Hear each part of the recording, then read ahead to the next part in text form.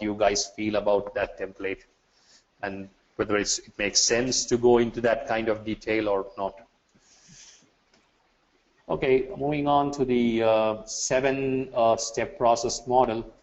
So this is the 7-step process model. Define the business needs, outcomes, and align with the organizational strategy.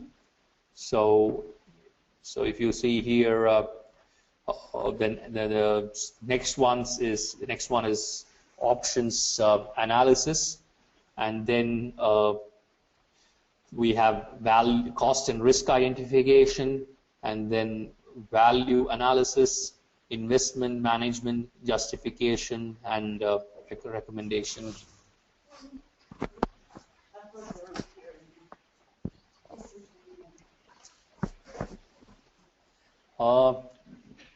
Sorry guys, excuse me.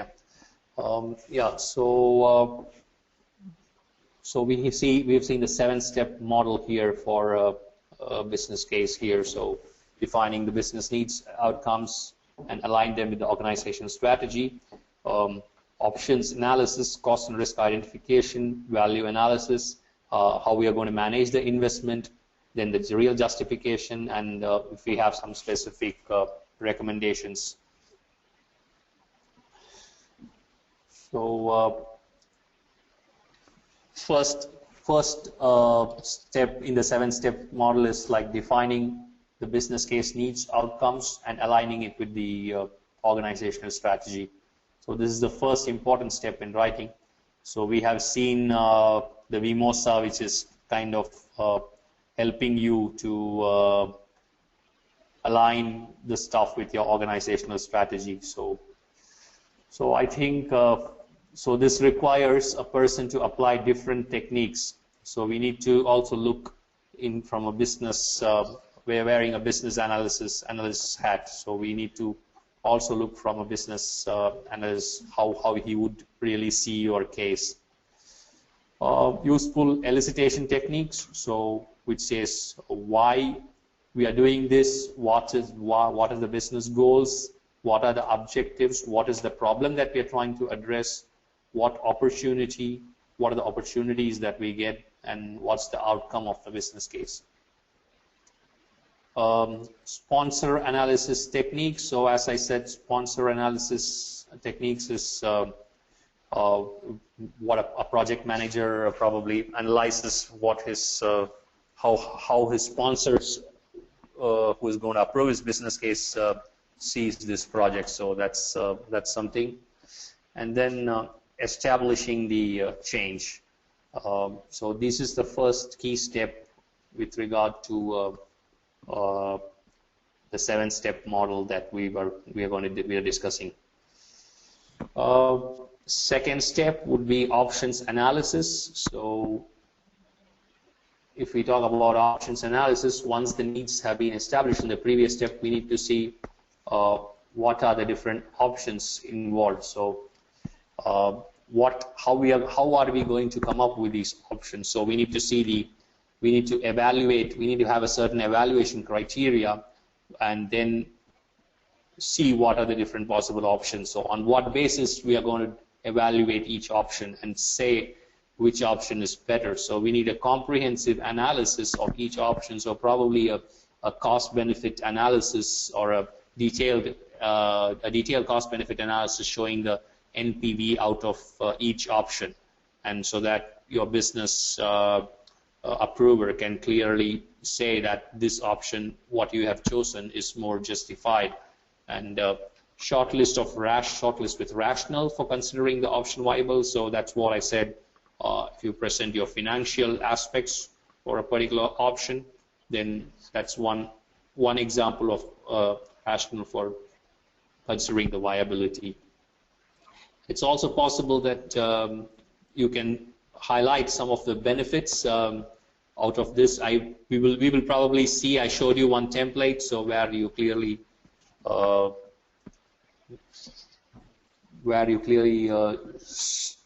which clearly shows that what is the benefit of that particular business case. So I will quickly go back to the the template that I showed you.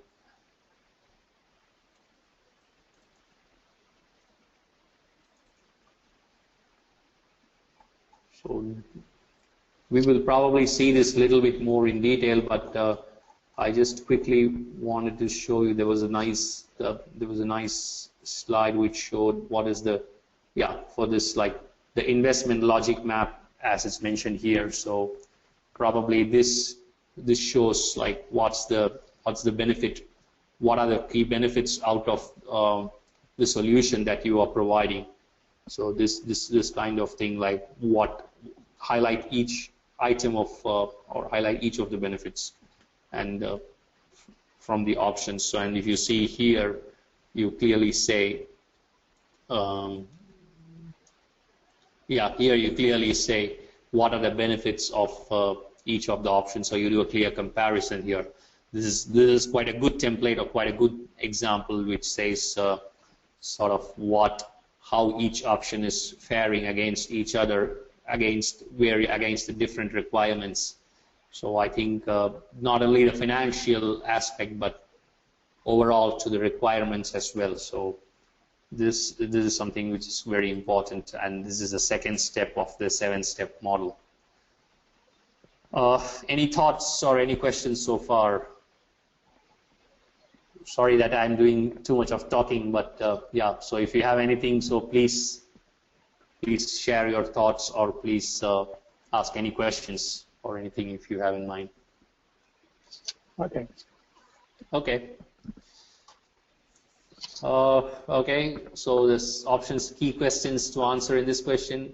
What is the main characteristic of each option? What is the time scale? What would be the internal and external costs? What are the pros and cons of each option? So that's what we saw in the quick template that I showed you as well, but probably we can debate and discuss more about the template tomorrow if you guys feel differently, or if you can probably we can probably think what exactly needs to go in each case. Of course, it depends on the type of requirement and the type of business case.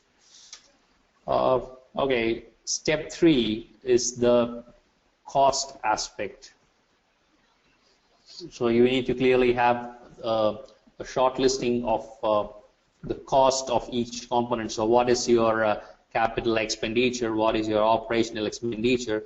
What is your project? What are your project expenses? Your miscellaneous expenses, and then you need to probably tie that up with your in-house accounting and finance practices. So if you have to create if you have some tool in your organization where you have to create a business case and you have to provide your your cost estimates, and so what would be probably your approximate revenue recognized. So that's something that you need to do as a part of your step 3. So for shortlisted viable options, costing estimates are produced for the complete life cycle of the option. So it includes related costs, ongoing costs, and the total cost of the ownership. So adding up all these to arrive at your total cost. So cost identification is the next step, the third step, and you will think about risk identification as well. So risk identification and risk assessment is done using risk management tools. So I hope most of you are using this, like a risk register and your risk probability. There's something like a probability impact matrix where you evaluate and give value to your risk quantitatively. Say which risk has a higher probability and impact. So which has more weightage. So you probably try to mitigate that or try to avoid that option. So you need to have a clear risk identification. So identify, assess, respond, and evaluate. And so you have a clear risk register. So risk identification is also one of the key steps to the 7-step process. And so we have seen, describing the risk aspect in more detail. So risk assessment. So it's basically following from the project management. So if you go in detail to the PRINCE or the PMP principles, you will see all these things which talks about planning, identification, analysis, response, and control. So risk can be different types, so technical, financial, business, or organizational risks.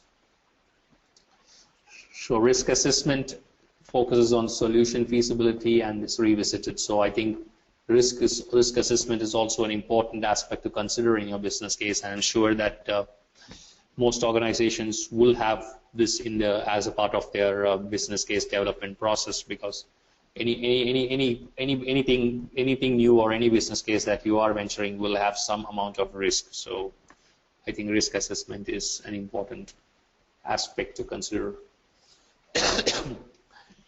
Okay, the fourth aspect of the 7-step model is a value analysis. So you clearly say that you are implementing this business case, you have certain functionalities and features, and they bring these benefits, and they bring these kind of monetary values. And if you see this this building block here, so it says that thinking in functions. So each functionality or each component brings about, or each idea brings about these benefits, and that evolves into a product, which is what you're trying to do in the business case. So value analysis is something that we probably need to consider in the 7 steps. So we probably see this in our templates as well. So we have what values we are bringing for each requirement or each function. So this is something that we do as well. And then the next step as a part of the business case is to document how the strategic investment will be managed during the definition, execution, and the operational stages. So you have a program plan, and then you have a project plan, and then you have your subsidiary plans for the projects. And when you talk about governing the whole thing, from a if you're talking about service projects or process projects, you see what is called as governance, and you're monitoring the outcomes and performance measurements, and see if you're talking about an improvement project, you need to monitor the outcome of whatever you have implemented, see the performance measurements, and see how you're going to go into the operational stages. So this part is talking mainly about the operational aspect, and here you're talking about the execution and definition. So investment needs to look into all the aspects. It's just not about developing the stuff or defining the stuff and then leaving it. So we need to oversee all the aspects continuously. So the investment management needs to consider, because there would be operational cost and other costs incurred also during your operation stages. And when we are trying to realize a business benefit or a business value, we need to take into account all the complete investment that is incurred into the whole business case. And I think that's why we also need to look at the definition, execution, and also the operational stages. Okay, justification, financial and capital budgeting. So I already explained this in good detail, I guess, today.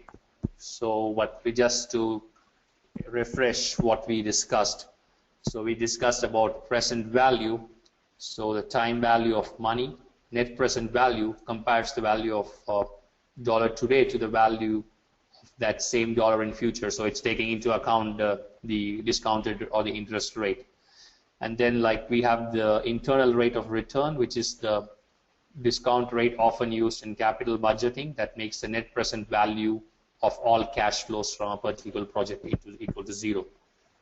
So we saw that whenever the net present value is coming, if you have two projects where the internal rate of return is high, then which means that you get more money, or you have better chance before your net present. You try to get back the money what you have invested faster, so or with a better value. Then return of investment, so a performance measure used to evaluate the efficiency of an investment. And opportunity cost, as I said, like is based on a theory that certain amount of money can be invested at one place at a time. So if you do a project A and if you don't do a project B, then the cost of not doing the project B is an opportunity cost. Payback period, how long it takes to recoup an investment. So when your net present value, within how many years will your net present value become positive? So that's probably the payback period. So any questions or anything so far on these? So I think these were the concerning points from the financial aspects that you see. I already explained this with the book from the PMBOK, from the PMP, which talked about all these items. And I will share with you those specific calculations and those specific PDF pages that talks about this. Or if you want, I can share the whole book with you. It's not a problem. Probably I can send you the PDF. Please do. Yes, Do you have any more examples? Yeah. Yeah, please do. And would you have any more examples of that? Well, I can dig into some other books probably, but this is quite giving quite a good example. But there are some other. So if you take a look at all the project, I have some other project management books as well as PDF. But I think that one is probably it's a digital format. So I think yeah, I can share that as well. I don't know how much that had, but this book, what I showed you, is if you go to even if you go to the PMBOK guide, the PMBOK guide, it will not have this kind of calculation examples. But this book, what I showed you, has a good example. So this is something. But you have exercises on those calculations, or you have some exercises which you can try also for those. I'm thinking about something to share for my guys. So it doesn't have to be now, but if you come across any more examples, I'd appreciate it. Yeah, sure, I will. Yeah, I will take a look. Yeah, sure. Yeah. But I will share this PDF book with you, so probably that will give you, because if that will tell them that how they need to calculate these, because these are the economic models that you use before you really select or you start your business case. Okay, thank you. Yeah. Okay. Then the justification based on what we saw, based on those indicators, what we saw in the previous slide, and so are important for the evaluation criteria. So you see here evaluation criteria, organizational indicators, yes, no, explain suitable alignment with the organization vision, mission, and goal. So these are the aspects. The evaluation criteria are sort of increasing your justification and increasing the probability of your business case getting approved. So opportunities, yes, no, opportunities to reuse. So you say whether there is possibility to reuse this, and then business outcomes, how it's fulfilling the business outcomes, so quantitatively or qualitatively. Then if you have some other historical thing, you give a benchmark comparison. Then of course your cost and cost benefits. So justification is the next, is a part of the, when you talk about justification, you talk about financial and probably some other aspects as well. So justification is the 6th step in the 7-step process. So that's what we have seen, cost benefit analysis, which is probably expressed as revenue or income. So you can clearly show a table representing representation of the benefits obtained, or as we saw clearly options, what we saw in the options analysis, but we can go to the cost benefit analysis here. If you see in this template, we have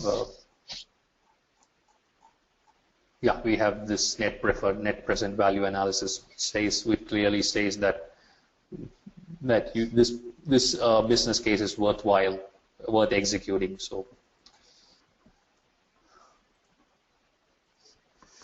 okay, so Yeah, so it's a, as it says here, tabular representation of costs year by year covering the life. So I showed you the table there. Says how much you're going to gain year-wise, and when you really start going to incur a positive net present value.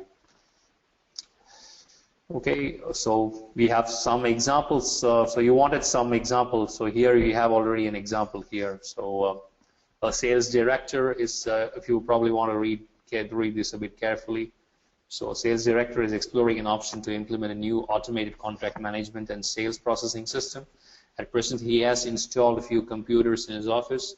The salespeople are not computer literate, but he's aware that computer-assisted sales forces are able to contact more customers and give a higher quality of service.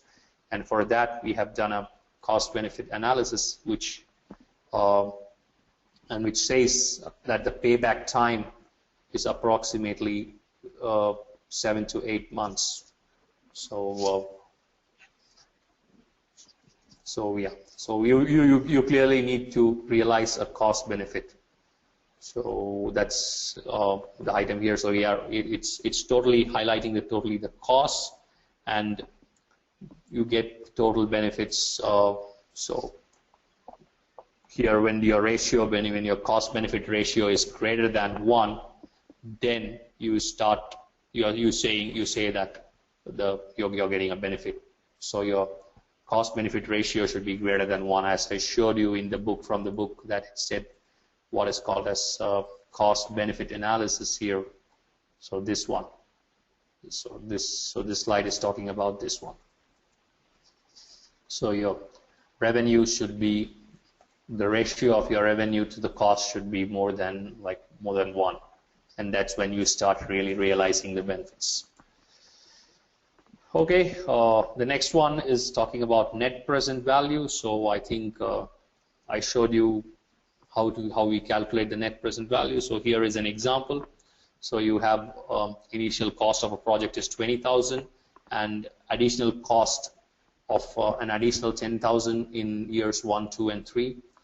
So here we have calculated here. So the initial, so in year 0, and we have arrived here at a net present value. So you have invested, your cost is 20,000, and you are assuming a discount. So year 1, so year 1 out, and then year 1 net. So 10,000, and so yeah. So this is another example, but I will try to come up with more examples. So the key aspect of this slide is that if the net present value of a prospective project is positive, then it should be accepted. And it also, of course, depends on the time period as well. So here it's your net present value is it's taking a certain amount of period. So here after year 3, like you're coming up with a net present value of 4,868. So it's also your management, also your approver needs to decide that I need to wait 3 years before I get a net present value, a positive net present value, so it's acceptable or not. But yeah, but if your net present value is positive, then it's a good sign.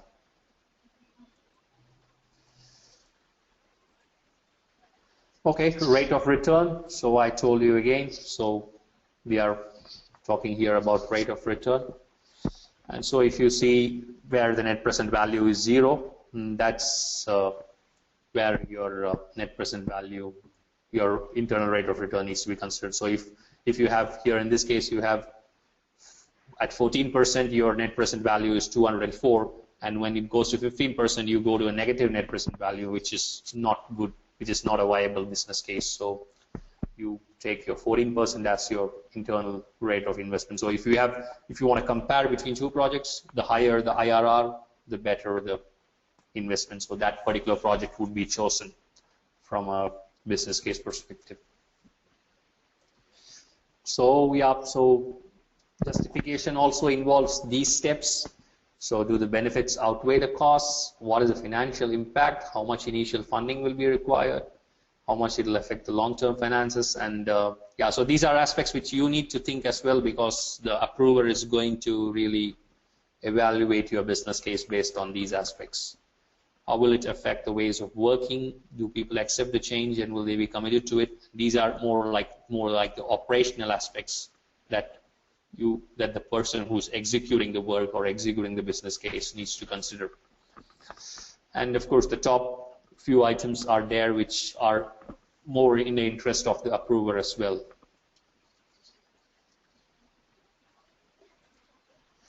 Okay, and the seventh step is the recommendation.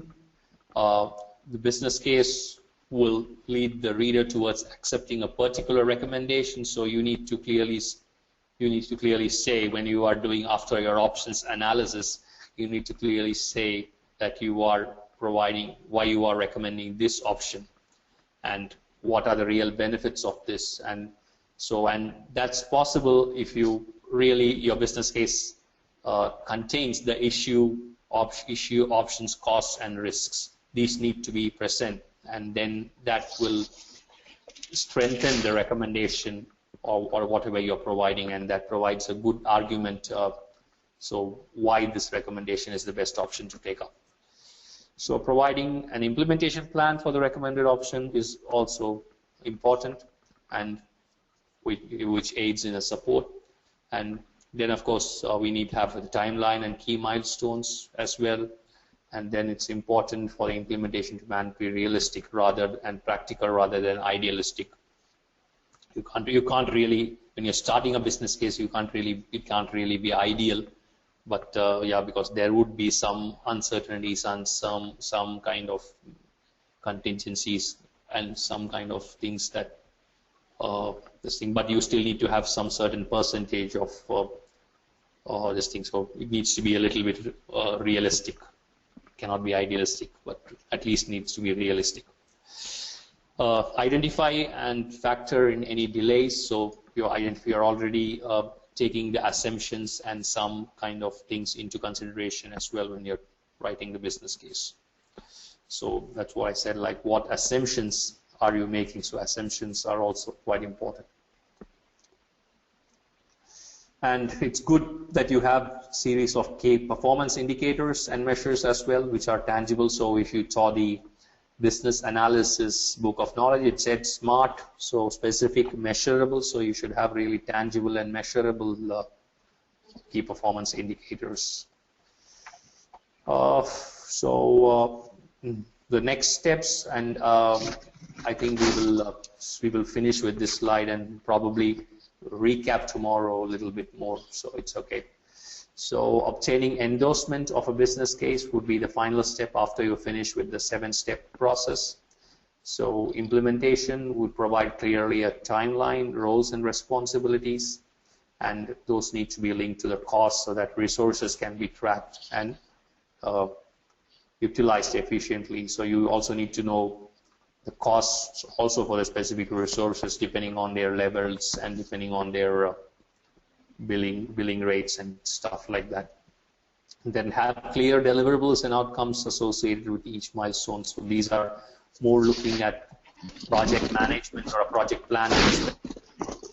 And then you clearly need to monitor and report your business case. So that's talking more from a Prince2 perspective. So it provides more viability and checking that you are efficiently managing your project, and you keep reporting that the business case is still viable.